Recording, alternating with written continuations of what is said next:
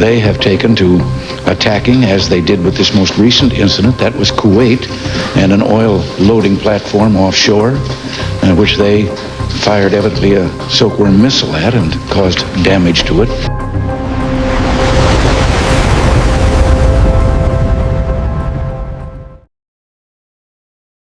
Picture the deck of an oil tanker, September 1987, somewhere off the coast of Kuwait. Calm water. Routine loading, the kind of shift that happens 1,000 times a year without incident. Then a shape appears low over the waves, too fast to be a boat, too low to be a plane, and slams into the bridge in a fireball that blinds the ship's captain instantly. The missile that did it wasn't Iraqi. It wasn't Soviet. It was Chinese. Every screen in the world right now is pointed at Iran. Pickaxe Mountain, the Jordan strikes, the Hormuz blockade. Everyone's covering it like it's something new. It isn't. There was another Iran war before this one. 8 brutal years against Iraq, over 1 million casualties, and behind it, quietly, profitably, arming both sides of the same war at once, stood a government that has never fully admitted what it did. This is the story of China's ghost in Iran's war, and it never actually left.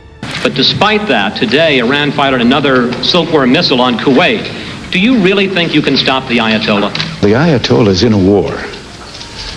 And if he's going to go on with provocative acts against us or anyone else, then he's running a great risk because we're going to respond. Here's what most people get wrong about the Iran-Iraq war. They think of it as a footnote. It wasn't. September 1980. Saddam Hussein invades Iran, expecting a quick knockout. Instead, he gets 8 years of trench warfare that looks more like 1916 than 1980. Mass infantry assaults thrown against fixed lines, chemical weapons used routinely rather than as a last resort, front positions that barely move for years at a stretch. Naval combat was almost an afterthought for most of the war. This was a land grinder, fought mile by mile, and it consumed hundreds of thousands of lives on each side before it was through. An army that size, fighting that long, needs weapons. Enormous quantities, continuously, from whoever would sell without asking too many questions about where they'd end up. That single fact created one of the most lucrative arms markets on the planet, and China walked straight into it from both directions at once. Saddam Hussein, one of the least known but most effective rulers in the Middle East.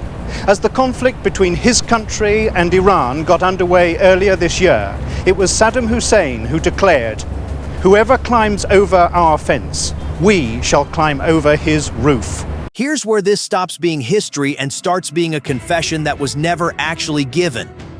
Early 1980s, Western diplomats start piecing together where Iran and Iraq are really getting their weapons.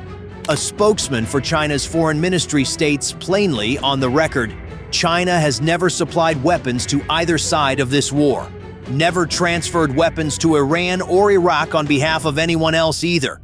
That statement was false, not exaggerated, not technically true with caveats. False. Behind it, intelligence reports and increasingly obvious commercial patterns told a completely different story. China was one of the largest arms suppliers to both sides of the same war, simultaneously, for the entire decade. There has been a change in the global rankings for arms-producing nations. Who is? Today, China is the second largest arms producer in the world. Let's put real numbers on the lie because the scale is what makes this remarkable. 1982 to 1989, nearly $5 billion in Chinese arms to Iraq. Tanks, aircraft, artillery, Soviet-derived designs Iraq's already Soviet-equipped army could absorb instantly, without retraining crews or rebuilding supply lines from scratch. At the same time, close to $2 billion in Chinese weapons to Iran. Fighter jets, tanks, surface-to-air systems, and critically, anti-ship missiles that would define the war's final, most dangerous chapter. Iran even got early Chinese rockets it later reverse-engineered and built domestically under its own name. China wasn't just selling Iran weapons. It was seeding Iran's future arms industry, handing over not just hardware, but the knowledge to keep building more of it long after the checks stopped clearing. Added up, roughly $8 billion, arming a war China publicly claimed no part in. And that number doesn't even count the deals quietly routed through a third country to keep Beijing's fingerprints further away. China had a partner for exactly that job, North Korea. The political process in Iraq is at a crucial stage. Refrain from imposing solutions and interfering in Iraq's internal affairs. We call on the international community to continue to support Iraq. Here's where this stops being paperwork and starts being personal. Because China didn't just sell Iran missiles. China helped Iran build its own. At Bandar Abbas, on Iran's southern coast, China helped construct a production and upgrade facility for a weapon called the Silkworm, a Chinese copy of an old Soviet anti-ship missile. 1-ton warhead, 50-mile range, skims low across the water toward whatever its crude onboard radar locks onto first. Not sophisticated. Didn't need to be. Against a tanker that size, even an imprecise hit was catastrophic. By summer 1987, Iran had Silkworm batteries scattered along its coast and inside the Strait of Hormuz itself, deliberately spread across mobile truck-mounted sites so no single strike could take the threat off the board. The technology itself wasn't sophisticated. It didn't need to be. The missile flew a low sea-skimming path and relied on a crude onboard radar that simply locked onto the first large target it detected. Against something as big and slow as an oil tanker, precision was almost beside the point. Even an imprecise hit from a 1-ton warhead was catastrophic. September 4th, 1987. Iran fires one. It lands near Kuwait's southern coast, missing American naval assets by about 2 miles. First confirmed Silkworm use in the entire Gulf crisis. One congressional aide called the reaction inside American intelligence a tremendous commotion. And worse, officials quickly realized there was no reliable way to survey Iran's entire coastline for hidden mobile launch sites before they fired again. They found out what a direct hit looked like 6 weeks later. October 16th, a Silkworm slams into the Sea Isle City, a reflagged American tanker, tearing into the wheelhouse. The captain, an American citizen, blinded instantly. 18 crew wounded. 3 days later, the U.S. Navy hits back, destroying 2 Iranian oil platforms. Operation Nimble Archer. Say that chain out loud. A Chinese missile, fired by Iran, hit an American ship, and the U.S. Navy opened fire in response. That's not a footnote in someone else's war. That's a direct line from a Beijing arms deal to American blood in the water. From China today that those rocket launches are heading to Iran, but obviously there is still a vast level of concern about where this conflict is heading to. The Silkworm crisis didn't happen in a vacuum. It happened inside a Gulf that had become, by 1988, one of the most trigger-ready naval environments on Earth. And here's where we have to be very careful and very honest, because this next part matters more than any number in this video. July 1988. The American cruiser USS Vincennes, engaged with Iranian gunboats in a running skirmish, misidentifies a civilian Iranian airliner climbing out of Bandar Abbas as an attacking fighter jet. Shoots it down. 290 people killed. Men, women, children. None of them combatants, none of them ever in control of the decision that ended their lives. To be precise, that tragedy was not a direct result of a Silkworm attack that day. This video will not claim that. But it happened inside a climate of fear China's missiles helped build, a Gulf so saturated with unpredictable threats that a warship's crew, under real pressure, made a catastrophic misjudgment. China didn't pull that trigger. China helped build the room where triggers got pulled on hunches. Iran is said to get some Chinese shoulder-launched missile systems in weeks. Made me think of some of your analysis. This is exactly the same type of tactics the United States undertook during the Cold War against the Soviet Union. The weapons weren't even the whole story. While arming both combatants, China simultaneously sent roughly 20,000 contract laborers into Iraq, building factories, repairing pipelines. Estimated value close to $2 billion a year in foreign exchange, separate from the weapons money entirely.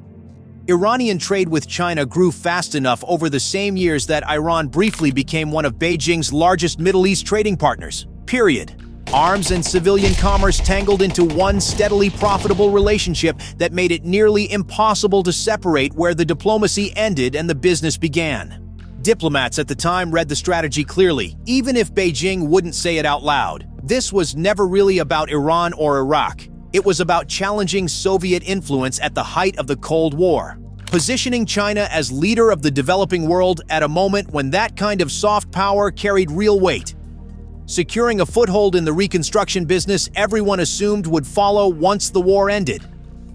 The war itself was almost incidental to the strategy running underneath it, a means to an end, not the point. The war in Iran has pulled in countries across the globe. China's role in this conflict, from spy ships carrying out surveillance to weapons sales and the flow of oil. China is Iran's biggest trading partner. They're the biggest consumer of exported Iranian crude oil, 90% to be precise. Here's the part that should genuinely unsettle you. This wasn't a one-time lapse. It was Chapter 1.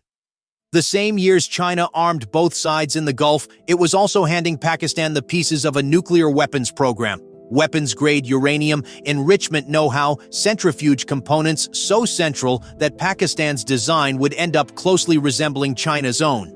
When international pressure finally forced Beijing to pull back its direct hand in the 1990s, the workaround was almost elegant. Pakistan and North Korea built a nuclear-for-missile trade directly with each other instead, swapping enrichment technology for long-range missile designs, reportedly using aircraft that refueled at Chinese air bases alley. Pakistan and North Korea built a nuclear-for-missile trade directly with each other instead, swapping enrichment technology for long-range missile designs, reportedly using aircraft that refueled at Chinese air bases along the shuttle route between Islamabad and Pyongyang. China didn't need to hand North Korea a bomb design. It had already armed the middleman years earlier and simply let the middleman finish the job. Iran, Iraq, Pakistan, North Korea. 4 flashpoints, 4 decades, one signature that never changes. Stand just far enough from the trigger to deny pulling it. Never step away from the transaction. So bring it back to right now. To the war filling every headline this week. The Iran launching missiles today, threatening Hormuz today, racing to protect a mountain buried with nuclear material today, did not build that capability alone. Decades of Chinese arms, Chinese missile technology, Chinese willingness to look away from proliferation quietly built the foundation Iran stands on, even in years Beijing's direct footprint faded from view. Governments rarely announce when a decades-old decision finally pays off for the country that made it. But the payoff is there, in the hardware and the doctrine, whether or not anyone chooses to trace it back. To be clear, this isn't claiming China is pulling strings behind this week's headlines. That's not what the evidence shows, and it wouldn't be honest to say it. What the evidence does show, the capability, the doctrine, and in more than one case, the literal hardware Iran leans on today trace back through a supply chain that starts in Beijing, not Tehran. That's what makes this a ghost and not just a history lesson. Ghosts don't need to be in the room to still be shaping it. China's fingerprints from the 1980s are still, in a very real sense, built into the architecture of the war the world is watching right now. Whether anyone covering Pickaxe Mountain this week bothers to mention it or not. $8 billion. Both sides of the same war. A missile factory built inside Iran itself. A denial that was never true for a single day. China never fired one of those silkworms. It just made sure both sides of a war it publicly denied touching had every reason to keep fighting and keep buying. Next time you watch a headline about Iran and wonder how it got this capable, this fast, you already know part of the answer. It's been sitting there since 1987. If you want the stories nobody else is connecting the dots on, subscribe. Some ghosts don't haunt the past. They're standing in the room right now, and it's time somebody said so.